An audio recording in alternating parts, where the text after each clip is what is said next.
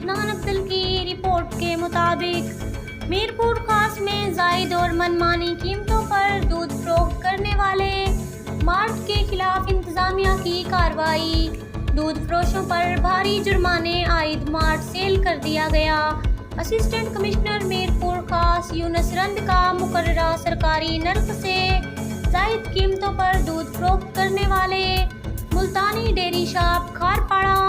और Nagauri dairy shop सोमरापाड़ा भान सिंह आबाद के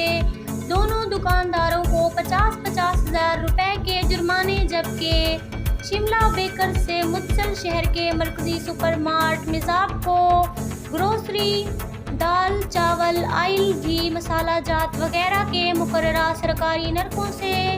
जायद कीमतें होने पर जुर्माना लगाने की कोशिश की गई, जिस पर बताया जा रहा है कि मार्ट के मालिक की जानिब से तलब कलामी करने पर निज़ाब सुपरमार्ट सेल कर दिया गया।